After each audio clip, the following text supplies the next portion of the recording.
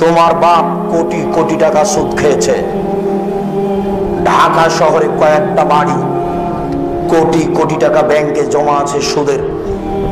আল্লাহর নবী বলেছেন, কেউ যদি জেনে শুনে 1 টাকা সুদ খায়, 36 বার জেনা করে যত পাপ হবে, 1 টাকা সুদ খেলে তার চেয়ে বেশি পাপ হবে। আল্লাহর নবী বলেছেন, সুদের পাপের 70টি ভাগ রয়েছে। ছোট ভাগ হলো মার সাথে জেনা করলে যেমন পাপ হয়। শোনো, আজকে যদি তোমার বাপ রাতে হাত তুলে আল্লাহকে বলে, আল্লাহ আমার ভুল হয়েছে, তুমি আমাকে মাফ করো, আমি সুদের লেনদেন বন্ধ করলাম, আর কোনোদিন সুদ খাবো না, এই কথাটা বলেই যদি তোমার বাপ মারা যায়, ইনশাল্লাহ জান্নাত হবে, হবে ইনশাল্লাহ। কেন? এই পাপ কার সাথে জড়িত? আল্লাহর সাথে জড়িত। এবার তোমাকে বলি, ওই যে গাজীপুর ওই মোড়ে একটা রিক্সায় উঠেছ, এখানে নেমে বলছো কত টাকা ভাড়া? বললো 100 টাকা।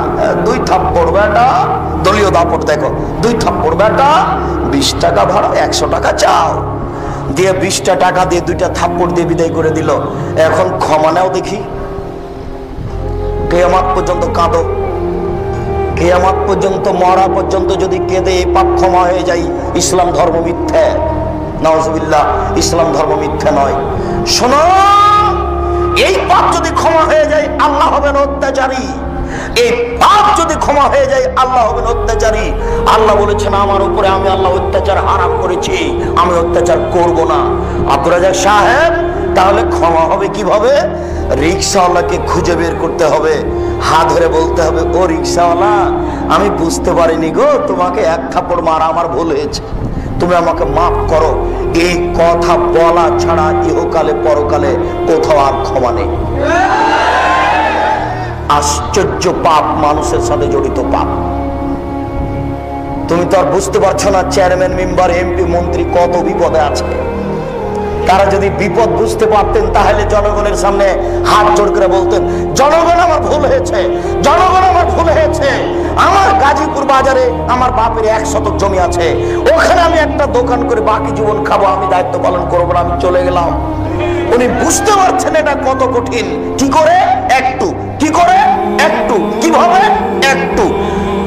1 বস্তা গম ছিল জনগণের, আর 1 বস্তা গম ছিল তার বাপের। তো ওখান থেকে কিছু গম এদিকে চলে এসেছে। না না না, কিছু নয়, 100 না, 100 নয়, একটা গম 10-এর এদিকে চলে এসেছে। চেয়ারম্যান সাহেব দেখলেন যে 10-এর গমের মধ্যে থেকে একটা গম আমার ভিতরে চলে আসলো। চেয়ারম্যান সাহেব গমটা ওইদিকে করলেন না, এবার তিনি হজ করতে চলে গেলেন। হজ করতে গিয়ে কাবা ঘরের গিলাপ ধরে কাঁদছেন, আল্লাহ আমার ভুল হয়েছে, মাফ করো, আল্লাহ কিছু গম আত্মসাৎ হয়েছে, তুমি মাফ করো।